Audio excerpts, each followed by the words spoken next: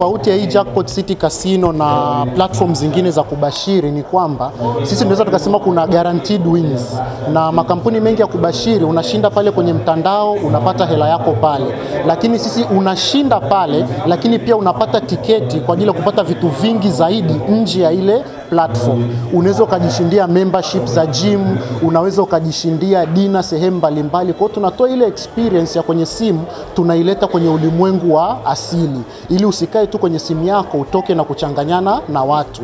Katika kitu kimoja cha muhimu pia tunakifanya kwamba katika kila jamii ambayo tuna operate, kama mlivyosikia, sekta ya betting kwa Tanzania inachangia milioni 600 kila siku. Masaa 24 imeingia katika mfuko wa serikali kama kodi za moja kwa moja.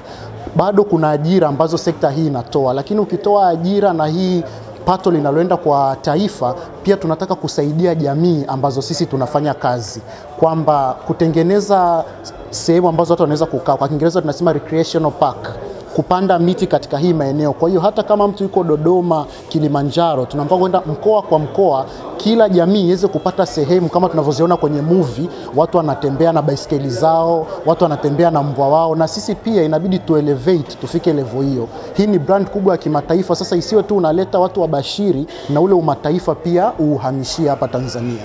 Sisi kwa ukubwa wake tunatambua sana ili eneo la uraibu, na kwenye product yetu tuna namna ambavyo mchezaji anaweza akajilimit, labda akajiwekea limit ya kiwango cha kucheza, labda nataka nicheze shilingi 1000 tu ndani ya wiki.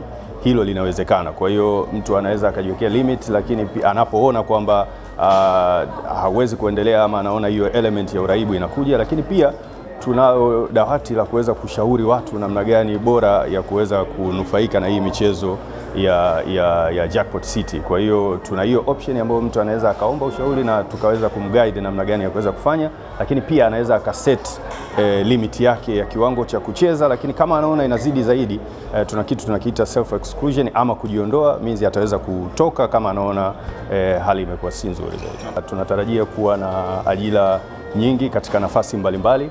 Hiki ni kichocheo kikubwa cha uchumi kwa sababu unasaidia katika sekta moja ya uwezeshaji kwenye upande wa ajira, lakini pia kuna namna ya ushindi, yani sio kana kwamba unapata tu entertainment, lakini ndani ya entertainment bado utapata fedha. Hizi fedha zinaweza zikasaidia kuweza kufanya maendeleo binafsi. Kuna watu wanaweza wakashinda mpaka milioni 100, 200, 300. Sasa ukizitumia hizo kuweza kufanya uwekezaji katika maeneo mengine, hiyo yote inakuwa imechangia katika kuchochea uchumi wa watu binafsi, lakini pia na serikali kwa ujumla wake. Lakini sio hilo tu, kama ajira kuna pay, kuna mambo mengine, hiyo yote tunakuwa tumechagiza katika upande wa kodi.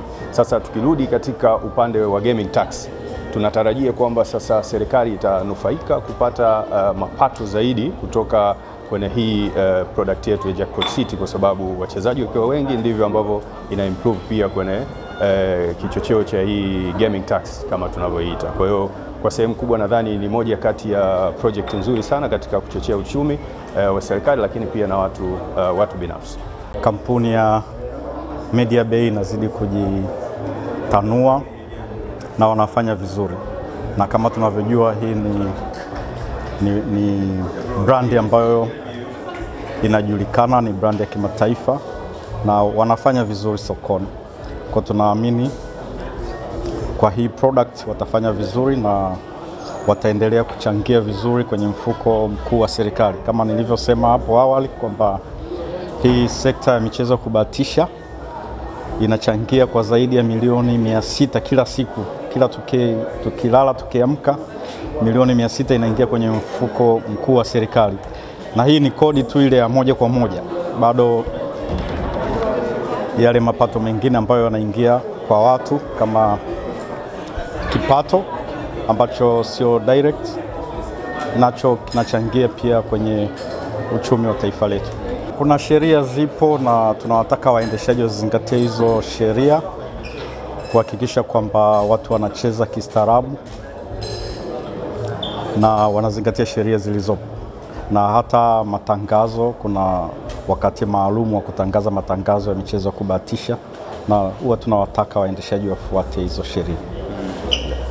wito kwa Watanzania hasa hususan vijana kuhusiana na baada ya kujengwa kwa brandi hii? Vijana tu waendelee kucheza kistaarabu. Hii michezo ipo na wapange muda vizuri na resources zao vizuri ili wafanye kazi nyingine, kwamba michezo ya kubahatisha sio shughuli pekee ya kiuchumi, ziko shughuli nyingine pia za kiuchumi.